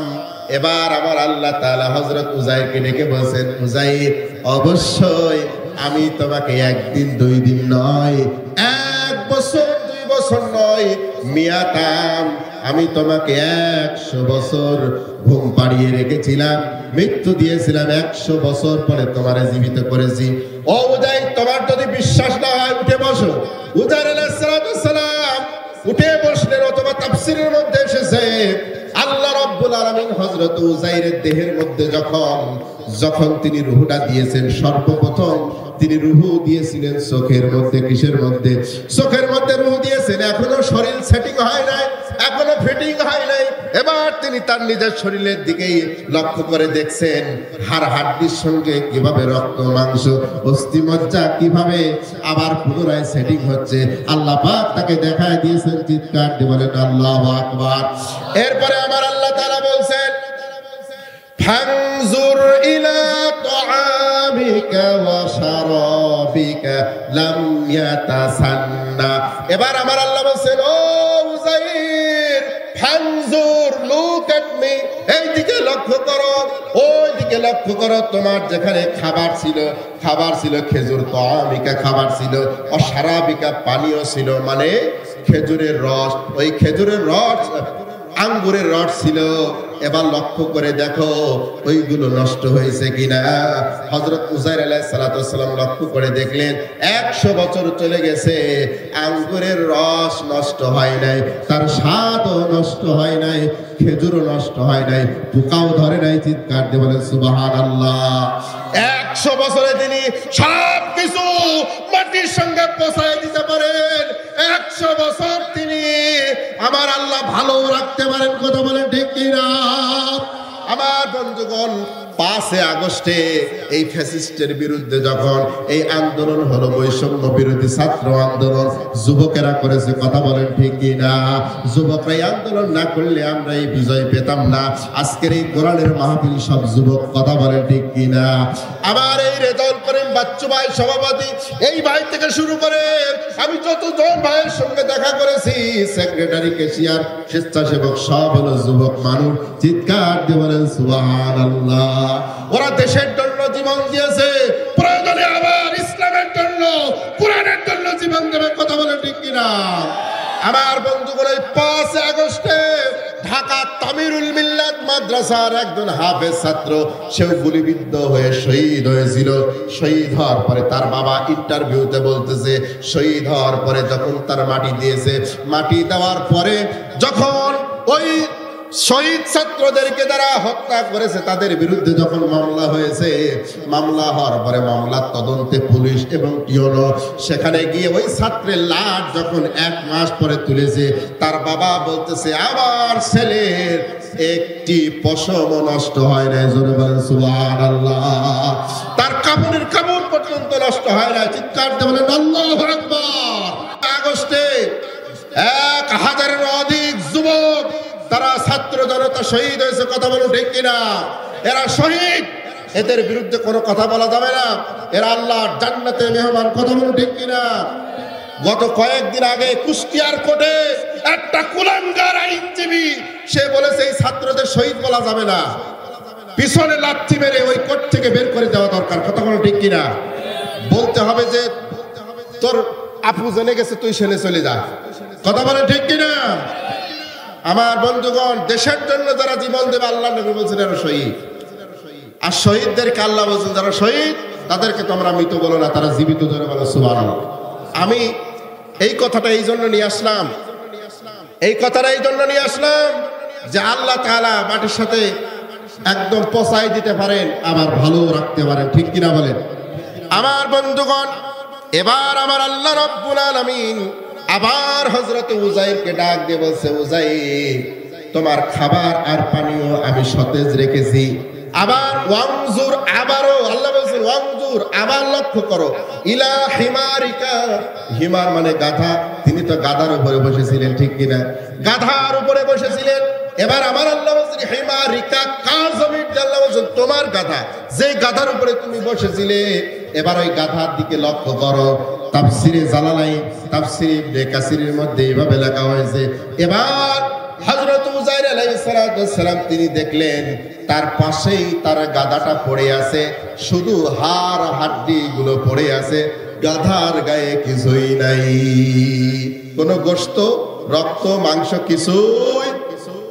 আল্লাহ রাব্বুল আলামিন এবার অর্ডার করলেন গাধাকে, আমার আল্লাহ রাব্বুল আলামিন এবার আল্লাহর কুদরতি কায়দায় ওই গাধা কিভাবে জীবিত হবে এবার উযাইরকে আল্লাহ দেখাচ্ছেন। উযাইরকে আল্লাহ পাক দেখালেন। হযরত উযাইর লক্ষ্য করে দেখলেন ওই গাধা, এবার সে আবার তার শরীরের মধ্যে রক্ত মাংস হাড় হাড্ডি সব কিছু পুনরায় সেটিং হয়ে গেল। গাধা উঠে ডাকা শুরু করে দিল, চিৎকার দিয়ে বলেন আল্লাহু আকবার। আল্লাহ তাআলা বলছেন ওয়ানজুর ইলাল ইজামি, সে দেখতে বলো ওয়ানজুর, দেখো ইলাল ইজামি কাইফা নুনশিজুহা সুম্মা নাকসুহা লাহমা, তার রক্ত তার মাংস তার হাড় হাড্ডি গুলো কেমন ভাবে আবার পুনরায় জয়েন্ট হয়ে যায়, সেটিং ফিটিং হয়ে যায়, তুমি লক্ষ্য করে দেখো। ও উযাইর শোনো, ওয়ালিনা জালাকা, আমি তোমার কাছে যেই ঘটনা বর্ণনা করতেছি আয়াতাল লিন্নাস, গোটা পৃথিবীর মানুষের কাছে আমি তোমাকে উদাহরণ বানাবো। লিল্লাহি তাকবীর। গোটা পৃথিবীর কাছে আমি এই ঘটনা উদাহরণ স্বরূপ আমি দেব, যা আমি মৃতকে জীবিত করতে। আমার বন্ধুগণ, এরপরে উযাইর আলাইহিস সালাতু ওয়াসসালাম বলছেন, উযাইর আলাইহিস সালাতু ওয়াসসালাম কি বললেন? ক্বালা আ'লামু আন্নাল্লাহা আলা কুল্লি শাইইন কাদির, তিনি এবার বললেন আমি জানি যে আল্লাহ হচ্ছেন সর্ব বিষয়ে তিনি সর্বশক্তিমান ক্ষমতাবান। জোরে বলেন সুবহানাল্লাহ। আলহামদুলিল্লাহ, আমি শুনেছি যুবক ভাইদের কাছ থেকে আপনাদের প্যান্ডেল থেকে মা বোনদের প্যান্ডেল ডবল করা হয়েছে, কিন্তু এখন স্লিপ আসলো, মা বোনদের প্যান্ডেল পরিপূর্ণ হয়ে গেছে। আল্লাহু আকবার, পরিপূর্ণ হয়ে গেছে। আমার মা বোনেরা একটু ফাঁকা জায়গাগুলো পূরণ করে বসবেন, সামনের দিকে এগিয়ে গিয়ে বসবেন, একজন মা আর একজন মা বোনকে বসার সুযোগ করে দেবেন। আলহামদুলিল্লাহ, এই পার্শ্ববর্তী হরিনারায়ণপুর আমার অনেক আত্মীয় আছে, আমি শুনেছি যে ওখান থেকে আমার নানিরা, আমার খালারা, আমার যারা আত্মীয় স্বজন যারা আছে, মামিরা সব আজকের এই মাহফিলে তারা আসছে। আলহামদুলিল্লাহ, আল্লাহ কবুল করুন, বলেন আমিন। যত মা বোন এসেছেন আল্লাহ পাক সবাইকে ইসলামের জন্য, কোরআনের জন্য কবুল করুন, বলেন আমিন। আরেকটা ঘটনা বর্ণনা আছে, শুনবেন কি শুনবেন না? এবার আমাদের জাতির পিতা ইব্রাহিম আলাইহিস সালামকে আল্লাহ তাআলা কিছু মৃত জিনিসকে জীবিত হওয়া দেখাইছিলেন, ওইটা কি আপনারা শুনবেন? নামে রেখে দেব, চলে যাব, প্রধান বক্তা পাঠায় দিই। আমার বন্ধুগণ, কোরআনের মঞ্চে তাফসিরুল কোরআন মাহফিলে অনেক নাম দেওয়া হয়, কিন্তু অনেক সময় মুফাসসিররা এসে আজে বাজে দু সাইডে গজল টজল গায়, তাকবীর দিয়ে আজান দিয়ে কিরাত করে বাড়ি চলে যায়। কতক্ষণ ঠিক কি? আপনারা আসছেন কোরআনের তাফসির শোনার জন্য, আপনারা কি গজল শোনার জন্য আসছেন? গজল শুনবেন, ইউটিউবে ছাড় দেবেন, বড় বড় শিল্পীদের গজল আছে না নাই? কথা বলেন আছে না নাই? এখানে কোরআনের তাফসির শোনার জন্য এসেছেন, কথা বলে ঠিক কিনা? আমার বন্ধুগণ, এবার আমাদের জাতির পিতা হযরত সাইয়্যিদুনা ইব্রাহিম আলাইহিস সালাতু ওয়াসসালামকে আল্লাহ তাআলা কিভাবে মৃতকে জীবিত হওয়ার ঘটনা দেখিয়েছিলেন, আমরা সেই ঘটনায় যাচ্ছি। আল্লাহ তাআলা বলেন, وَإِذْ قَالَ إِبْرَاهِيمُ رَبِّ أَرِنِي كَيْفَ تُحْيِي الْمَوْتَى كَيْفَ تُحْيِي الْمَوْتَى। আমার বন্ধুগণ, আল্লাহর খলিল ইব্রাহিম আলাইহিস সালাতু ওয়াসসালাম, যিনি ছিলেন একজন উলুল আজম পয়গম্বর, কেউ বলছেন তিনি রাসূল ছিলেন, কিন্তু তিনি ছিলেন নবী, নবীদের মধ্যে সম্মানিত নবী। হযরত ইব্রাহিম আলাইহিস সালাতু ওয়াসসালামের বংশধারার মধ্য থেকে বনি ইসরাইল চলে এসেছে। আবার হযরত ইব্রাহিম আলাইহিস সালামের একজন সন্তান নাম তার ইসমাইল, তার বংশধারার মধ্য থেকে আমাদের নবী মুহাম্মদ সাল্লাল্লাহু আলাইহি সাল্লাম এসেছেন। জোরে বলেন সুবহানাল্লাহ। হযরত ইব্রাহিম আলাইহিস সালাম এমন একজন পয়গম্বর ছিলেন যার দুইজন সন্তান নবী ছিলেন। তার ছেলের যে সন্তান, মানে তার নাতি ছিলেন হযরতে আইয়ুব আলাইহিস সালাতু ওয়াসসালামের বাবা। হযরত আইয়ুব আলাইহিস সালাতু ওয়াস সালামের বাবার নাম কি? হযরতে ইব্রাহিম আলাইহিস সালামের দুইজন সন্তান, হযরত ইসমাঈল, হযরত ইসহাক। ইসহাক আলাইহিস সালাতু ওয়াস সালামের ছেলে, তিনিও নবী ছিলেন, জোরে বলেন সুবহানাল্লাহ। এবং তার সন্তান হযরত আইয়ুব আলাইহিস সালাতু ওয়াস সালাম, ভুলে গেলাম হ্যাঁ, ইয়াকুব আলাইহিস সালাতু ওয়াস সালাম। আলহামদুলিল্লাহ, একজন আলেম ভাই বলে দিলেন, আমি ভুলে গেছিলাম। ইব্রাহিম আলাইহিস সালাম, তার ছেলে ইসহাক, তিনি নবী, তার ছেলে ইয়াকুব আলাইহিস সালাম নবী, তার ছেলে আইয়ুব আলাইহিস সালাম নবী, জোরে বলেন সুবহানাল্লাহ। নাতি ছেলে নবী, নাতি ছেলে ছেলেও নবী, সুবহানাল্লাহ। এমন একজন সম্মানিত ব্যক্তি হযরতে ইব্রাহিম আলাইহিস সালাতু ওয়াস সালাম, তিনি আল্লাহর কাছে বলছেন, আল্লাহ তাআলা আপনি কিভাবে মৃতকে জীবিত করবেন, কিভাবে মৃতকে জীবিত করবেন, কিভাবে করবেন, এটা আমাকে একটু দেখান, আমাকে একটু দেখায় দেন।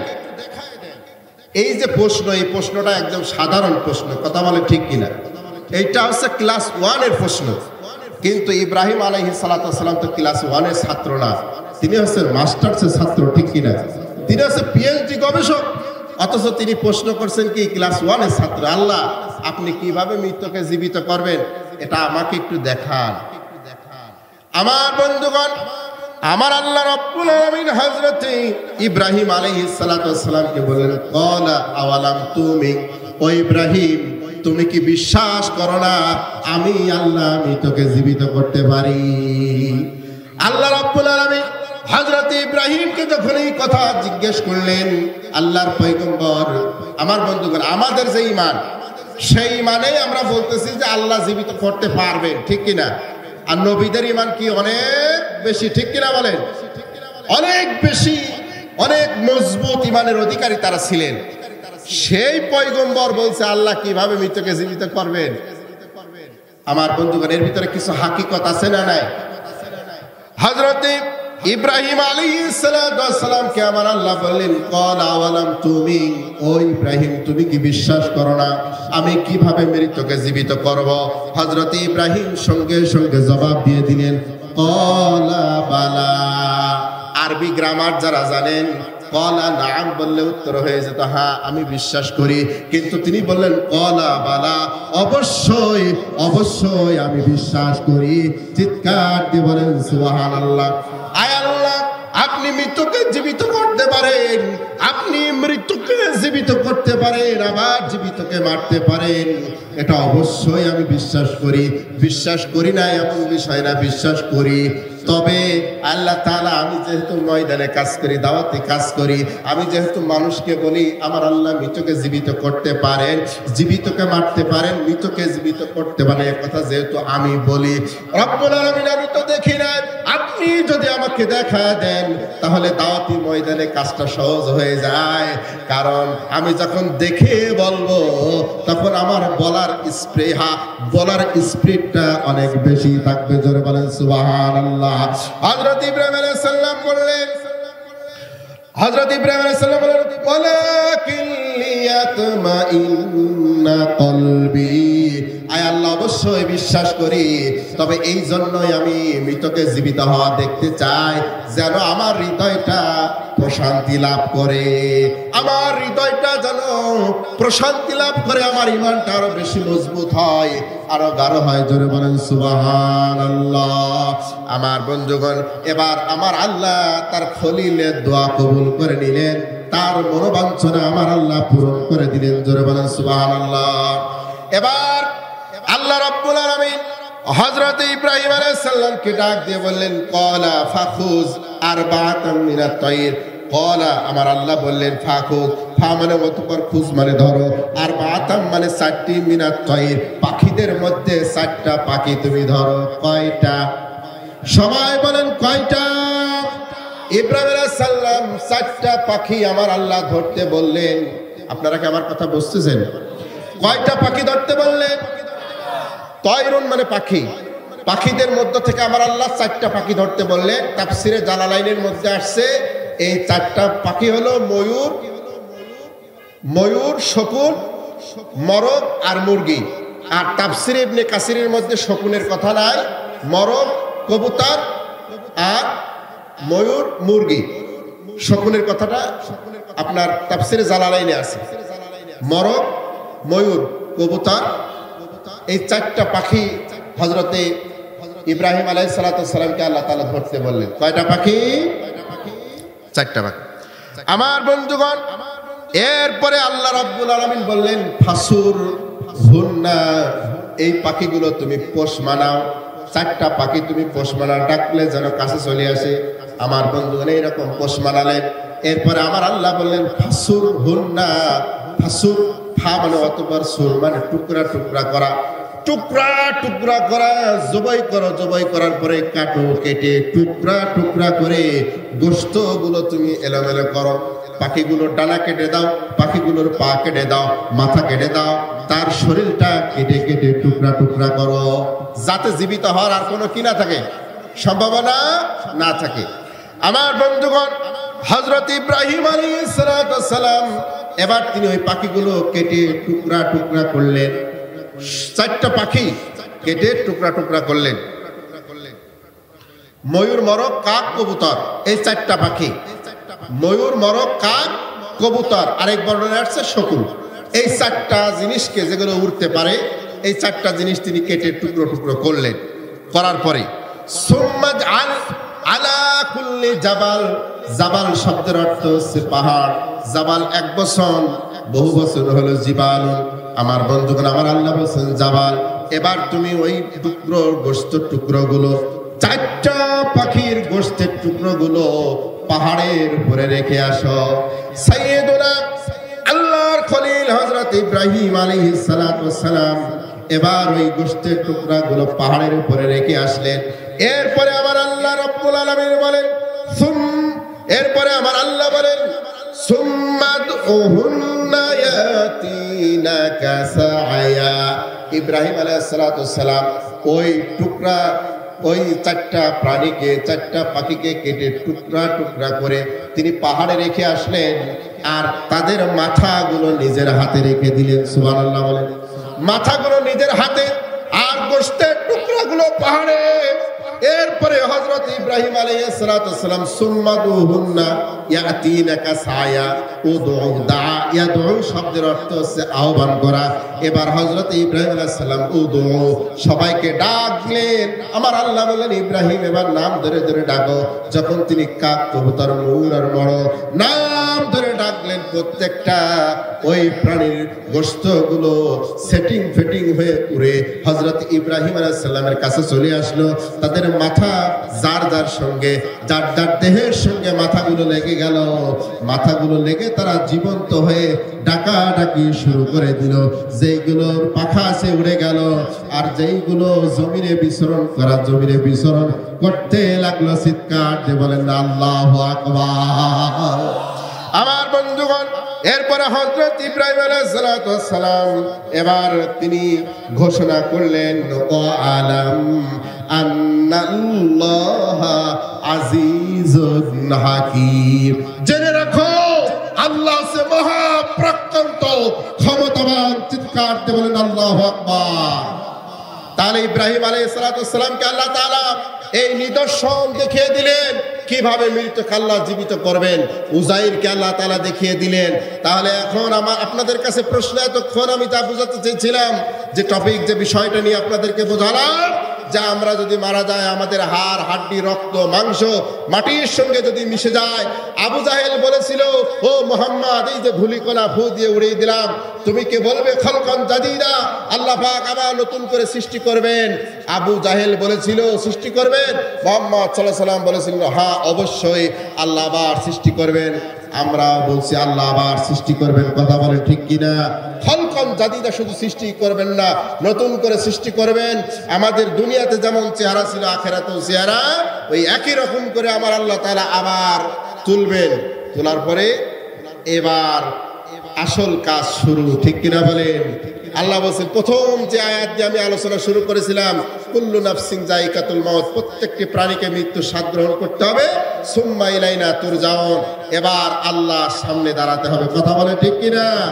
আল্লাহ আল্লাহর সামনে দাঁড়ানোর সাথে সাথেই আমার আল্লাহ রাব্বুল আলামিন জিজ্ঞাসা করবেন, এই যে বাংলার জমিন থেকে 28 লক্ষ কোটি ডলার বিদেশে পাচার হয়েছে, এর হিসাব দেওয়া লাগবে কি লাগবে না বলেন? জোরে বলেন। ব্যাংক খাত থেকে 4000 কোটি টাকা যে ব্যক্তি ঝেড়ে দিয়েছে, মেরে দিয়েছে, তার জবাব আছে না নাই? জোরে বলেন। সব জায়গা দুর্নীতি, দুর্নীতি আর দুর্নীতি, কোটি কোটি টাকা। ওনার বাড়িতে একজন পিয়ন ছিল, তিনি 400 কোটি টাকার মালিক। কয় কোটি টাকা বলেন? জোরে বলেন। ওনার বাড়ির পিয়ন, গণভবনের একজন পিয়ন 400 কোটি টাকার মালিক। আর এদেশে একজন ইসলামী আন্দোলনের সিপাহসালার, 2টি মন্ত্রণালয়ের সফল মন্ত্রী মাওলানা মতিউর রহমান নিজামীর ঘরের বেড়া পর্যন্ত নাই। কথা বলে ঠিক কিনা? ওনার ঘরে চাটর বেড়া। তার মানে বোঝা যাচ্ছে এদেশ আলেম ওলামার কাছে নিরাপদ। কথা বলে ঠিক কিনা? এদেশ কুরআন ওয়ালাদের কাছে নিরাপদ। এদেশের মানুষকে অবশ্যই যদি শান্তি আর মুক্তি পেতে চায়, যদি বৈষম্যহীন সমাজ প্রতিষ্ঠিত করতে চাই, তাহলে আমি বলবো কোরআনের রাজ কায়েম করা দরকার আছে না নাই? কোরআনের পার্লামেন্ট গঠন করার দরকার আছে না নাই? আগামীতে কোরআনের পার্লামেন্ট গঠনের আহ্বান যদি আসে, যদি ডাক এসে যায়, সেখানে রক্ত যদি প্রয়োজন হয়, জীবন যদি প্রয়োজন হয়, 5 আগস্টের মতো, রক্তাক্ত জুলাইয়ের মতো আবার জীবন দিতে প্রস্তুত আছেন কারা কারা? তুই হাত তুলে দেখান। লিল্লাহি তাকবীর, লিল্লাহি তাকবীর। আল কোরআনের আলো, আল হাদিসের আলো। কীর্তিনগরের যুব সমাজ আজকের তাফসীর মাহফিল, কেউ হাত নামাবেন না, উঠায় রাখেন। ক্যামেরা হচ্ছে, আমার আল্লাহ ক্যামেরা করছেন আর দুনিয়ায় ক্যামেরা হচ্ছে, ইউটিউব চ্যানেলে চলে যাবে। সবাইকে সুন্দরভাবে ক্যামেরা বন্দী করবেন যে এই ভাইরা আগামীতে আল্লাহর জমিনে আল্লাহর রাজ কায়েমে কোরআনের পার্লামেন্টের জন্য এরা জান দিতে, মাল দিতে প্রস্তুত। কথা বলেন ঠিক কিনা? আল্লাহ পাক এই ওয়াদা কবুল করুক। আর আমাদের সবাইকে যেন আল্লাহ শাহাদাতের মর্যাদা দিয়ে আল্লাহ পাক যেন আমাদেরকে জান্নাতের মেহমান হিসেবে কবুল করুক। আমরা বলছি আল্লাহুম্মা আমিন। আরো জোরে বলুন আমিন। হাত নামান। আল্লাহ কবুল করুক। রাগ করলে, কষ্ট পেলে, ও আমার ভাইরা, যদি আমাদেরকে আল্লাহর সামনে দাঁড়াতে হয়, দাঁড়ানো তো লাগবে, ঠিক কিনা? পালানোর সুযোগ নাই। আল্লাহ বলছেন ইয়াউমা ইয়াফিরুল মারউ মিন আখি, সেই দিন তোমার ভাই, তোমার মা বাবা, আত্মীয় স্বজন, নেতা খেতা সব পালায় যাবে, তুমি পালাতে পারবে না। আল্লাহ বলছেন সূরা কিয়ামা, আইনাল মাফার, আজ কোথায় পালাবে? আজকে পালানোর কোনো জায়গা। একজন দিল্লিতে পালিয়েছে, এক স্বৈরাচার, আবার সিরিয়ার স্বৈরাচার নাকি রাশিয়ায় পালাইছে। কিন্তু সেই দিন আল্লাহর সামনে কোন স্বৈরাচার পালানোর সুযোগ পাবে? আইনাল মাফার, আল্লাহ বলছেন আজ পালাবে কোথায়? আজকে পালানোর কোনো জায়গা। আমার বন্ধুগণ, ওদের হিসাব তো ওরা দেবে, এখন আমাদেরও কিছু হিসাব নিকাশ আছে না নাই? আবার আপনাকে যখন আল্লাহ সামনে দাঁড় করাবে, দাঁড় করায় বলবেন আউয়ালু মা ইউহাসাবু বিহিল আবদু ইয়াউমাল কিয়ামাতি মিন আমালিহিস সালাহ, বান্দা একটু নামাজের হিসাবটা দাও তো দেখি। তখন আমরা বলবো আল্লাহ নামাজ পড়তাম, নামাজ পড়ি নাই তা তো না, প্রতি শুক্রবারেই নামাজ পড়েছি। কথা কন ঠিক কিনা? আমি দেখতেছি অধিকাংশ মানুষ হলো যুবক মানুষ, ঠিক কিনা? আমার বন্ধুগণ, মুরব্বীদের আসলে বয়স হলে, শীত লাগলে মুরব্বীরা একটু কাবু হয়ে যায়, ঠিক কিনা? সমস্যা হয়, এই জন্য হয়তো মুরব্বীরা আসে নাই, বাসায় বসে শুনতেছে, আর যুবকরা সব চলে এসেছে। কথা বলেন ঠিক কিনা? গতকালকে যে পরিমাণ শীত পড়েছে, আমার মনে হচ্ছিল এইরকম শীত যদি আজকেও থাকে তাহলে মাহফিলের যে কি হবে। আলহামদুলিল্লাহ, আজকে একটু রোদ ওঠার পরে পরিস্থিতি, পরিবেশ, আবহাওয়া একটু স্বাভাবিক হয়েছে। কথা বলেন ঠিক কিনা? কারণ আজকে আমার জানা মতে আমাদের এই এলাকায় 3-4টা মাহফিল আমি পথের মাঝে আসতে দেখেছি। আল্লাহ পাকের কোরআনের মাহফিলের জন্য আমার আল্লাহ রাব্বুল আলামিনের রহমত বরকত আছে না নাই? আজরে বলুন আছে না নাই? আমার যুবক ভাইরা যারা আমার সামনে, যারা আপনারা এসেছেন, আপনাদের যৌবনের হিসাব দেওয়া লাগবে। যে এই যৌবনে তুমি কার পিছনে স্লোগান দিয়েছো, ঠিক কিনা? কার পিছনে স্লোগান দিয়েছো? কার জন্য হাতে লাঠি নিয়েছো? কোরআনের জন্য নিয়েছো নাকি সেকুলারিজমের জন্য নিয়েছো নাকি ন্যাশনালিজমের জন্য নিয়েছো? এই হিসাব দেওয়া লাগবে কি লাগবে না? কোরআনের ময়দানে তোমার অবদান কতটুকু? ইসলামী আন্দোলনের জন্য তোমার অবদান কতটুকু? আল্লাহর জমিন আল্লাহর রাজ প্রতিষ্ঠার জন্য তোমার অবদান কতটুকু? এই হিসাব কিন্তু যৌবনের এই হিসাব আল্লাহর কাছে দেওয়া লাগবে। কথা বলেন ঠিক কিনা? 5টা প্রশ্নের হিসাব দেওয়া লাগবে। আমার বন্ধুগণ, সবগুলো আমি বলবো না। আবার যদি কোনোদিন কোনো জায়গার সুযোগ হয়, আমি আপনাদের এলাকারই সন্তান, কুমারখালী থানার অন্তর্গত ঐতিহ্যবাহী বাঁশগ্রাম আমার বাড়ি, বাজারের পাশেই বাড়ি। আমি আপনাদের এই ইসলামী বিশ্ববিদ্যালয় থেকে লেখাপড়া করেছি। আমি এই রাস্তা দিয়ে অনেকবার আমি ইউনিভার্সিটিতে গিয়েছি। আমার বন্ধুগণ, একান্ত আপনজনেরা, আমার যে কথা বলছিলাম, আজকে কোরআন থেকে আমি যতটুকু কথা বলেছি, এখানে যে কথাগুলো যদি কোনো ভুল হয়ে থাকে আল্লাহ তাআলা যেন আমাদের ক্ষমা করে দেন। কিন্তু যেখানে মূল শিক্ষা যেগুলো রয়েছে, আল্লাহ পাক যেন সেখান থেকে আমাদেরকে আল্লাহ পাক যেন আমল করার তৌফিক দান করেন। আমরা বলছি আল্লাহুম্মা আমিন। সম্মানিত বন্ধুগণ, আমার আবারও মহিলাদের জন্য কথা এসেছে। মা বোনেরা একটু নড়ে সরে জড়সড় হয়ে একটু জায়গার ব্যবস্থা করে দেন। আমার আরেকজন দিনী বোনকে বসার সুযোগ করে দেন। আমার মা বোনেরা, প্রজেক্টর হয়তো আপনারা দেখছেন, আপনারা আরো কিছু মা বোনকে বসার সুযোগ করে দেন।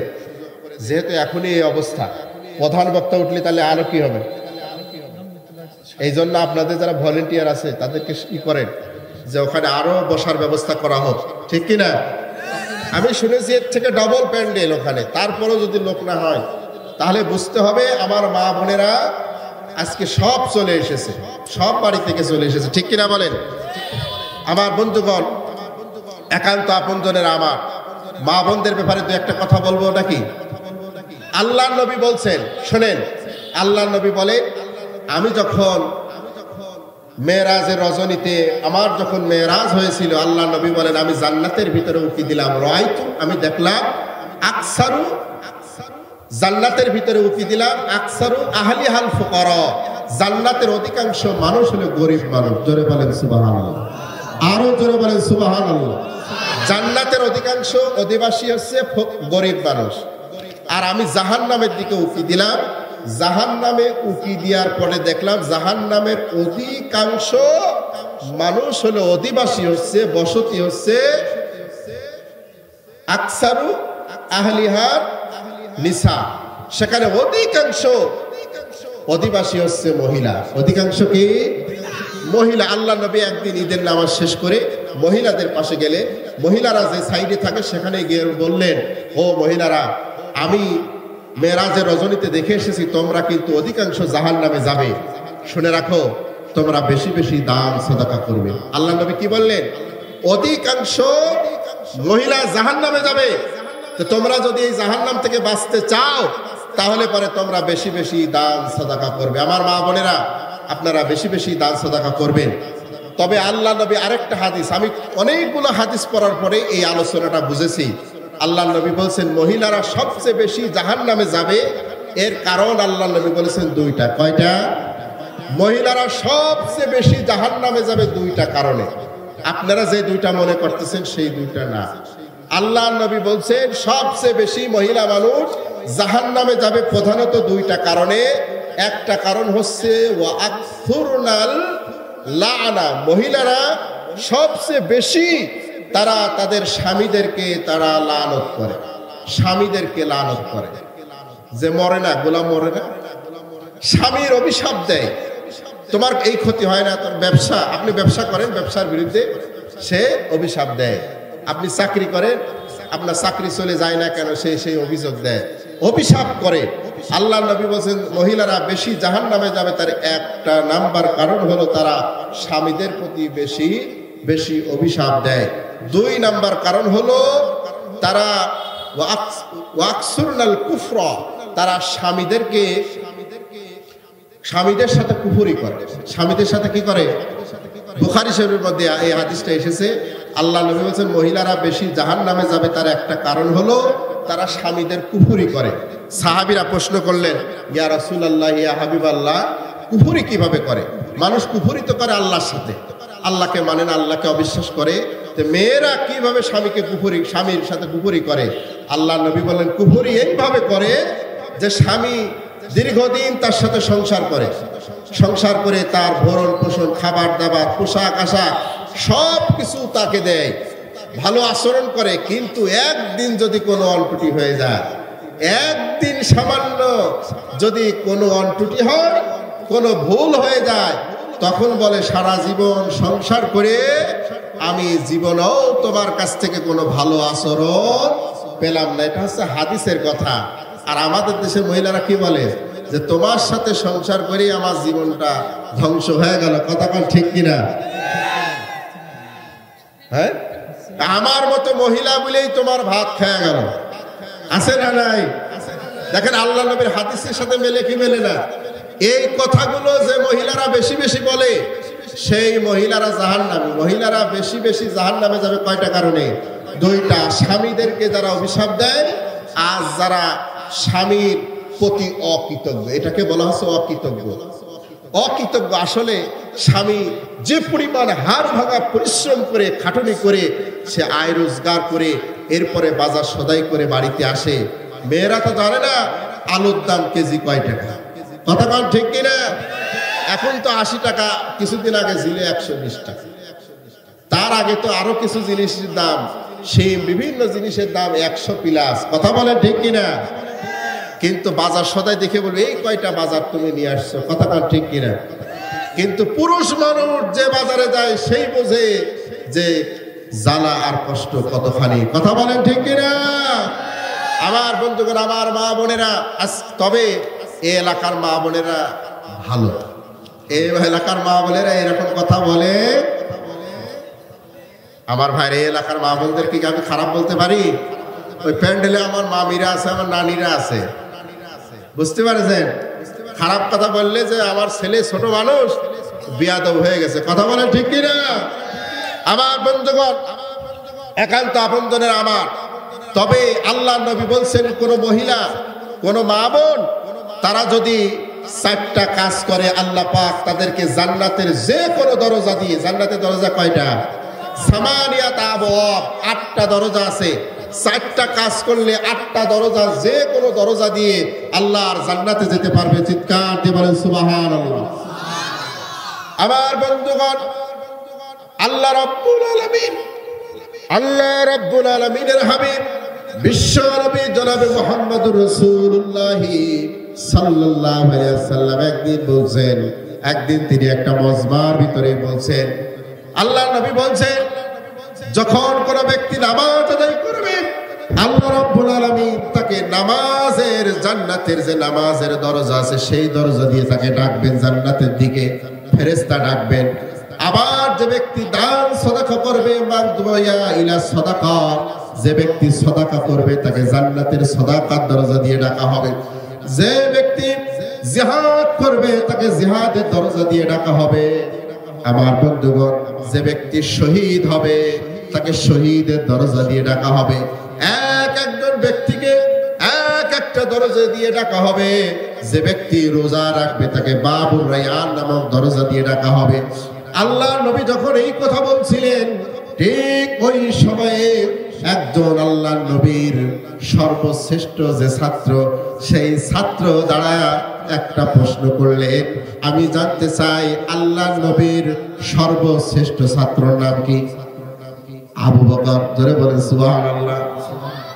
ছাত্র যদি ভালো হয় তার প্রশ্নের কোয়ালিটিও, আর যে ছাত্র মাঝে মাঝে স্কুলেতে বই নিয়ে পলায় ওই ছাত্রের প্রশ্ন কি ভালো হয়? যে ছাত্র পিছনের বেঞ্চে বসে ওই ছাত্রের প্রশ্ন কি ভালো হয়? আল্লাহর নবীর সর্বশ্রেষ্ঠ ছাত্র হযরতে আবু বকর বললেন, ইয়া রাসূলুল্লাহ, ইয়া হাবিবাল্লাহ, বুঝলাম যে নামাজ পড়বে নামাজের দরজা দিয়ে, যে রোজা রাখবে রোজার দরজা দিয়ে আল্লাহর জান্নাতে যাবে। নবী গো বলেন তো দেখি, 8টি দরজা দিয়ে আল্লাহর কোন বান্দাকে কি 8টা দরজা থেকেই ডাকা হবে? 8টা দরজা দিয়ে কি কেউ যেতে পারবে? কাউকে কি 8টা দরজা থেকেই ডাকা হবে? আল্লাহ নবী বললেন, শোনো ও আবু বকর, তুমি যে প্রশ্ন করেছো এই প্রশ্নের উত্তর হলো আল্লাহ পাক যাদেরকে জান্নাতের 8টা দরজা থেকেই ডাকবেন, ডেকে জান্নাতে যাওয়ার জন্য অভ্যর্থনা জানাবেন, সম্মান জানাবেন, তার ভিতরে আবু বকর তুমি হচ্ছে অন্যতম। জোরে বলেন সুবহানাল্লাহ। জান্নাতের 8টা দরজা থেকে আল্লাহ নবীর খলিফা, আল্লাহ নবীর 1 নম্বর সাহাবী, 1 নম্বর ছাত্র হযরতে আবু বকরকে ডাকা হবে। জোরে বলেন সুবহানাল্লাহ। জান্নাতের ভিতরে সর্বপ্রথম যিনি প্রবেশ করবেন নবীদের মধ্যে, তিনি হচ্ছেন আমাদের নবী মুহাম্মদ সাল্লাল্লাহু আলাইহি সাল্লাম। আর উম্মতের মধ্যে সর্বপ্রথম যিনি জান্নাতে প্রবেশ করবেন তিনি হচ্ছেন হযরতে আবু বকর সিদ্দিক রাদিয়াল্লাহু তাআলা আনহু। জোরে বলেন সুবহানাল্লাহ। আমার বন্ধুগণ, তাহলে আবু বকরকে জান্নাতের 8টা দরজা থেকে ডেকে আবু বকরকে সম্মানিত করা হবে। আমার নবী বলেন, আল্লাহর কোন বান্দি, কোন মা, কোন মেয়ে, কোন বোন, কোন স্ত্রী যদি কোন মা, কোন মেয়ে, কোন বোন, কোন স্ত্রী যদি 4টা কাজ করে, তাকে আবু বকরের মতো জান্নাতের 8টা দরজা থেকে ডেকে জান্নাতে যাওয়ার সুযোগ করে আল্লাহ তাকে সম্মানিত করবেন। চিৎকার দিয়ে বলেন সুবহানাল্লাহ। আমার বন্ধুগণ, আল্লাহ নবী বললেন, ওয়াইদা সাল্লাতিল মারআতু খামসাহা ওয়া সামাত শাহরাহা ওয়া ইতাআত বালাহা ওয়া হাফিজাত ফারজাহা, এই 4টা কাজ যে মহিলা করবে, যে মহিলা 5 ওয়াক্ত নামাজ পড়বে, কয় ওয়াক্ত নামাজ? যে মহিলা 5 ওয়াক্ত নামাজ পড়বে, আল্লাহর জান্নাতের যে কোন দরজা দিয়ে তাকে জান্নাতে যাওয়ার তৌফিক দিবেন। জোরে বলেন সুবহানাল্লাহ। আমার বন্ধুগণ, তাহলে মহিলাদেরকে 5 ওয়াক্ত নামাজ পড়তে হবে। শুধুমাত্র মাসের মধ্যে যে দিনগুলো সমস্যা, সেই দিনগুলো ব্যতীত 5 ওয়াক্ত নামাজ পড়তে হবে। জোরে বলেন সুবহানাল্লাহ।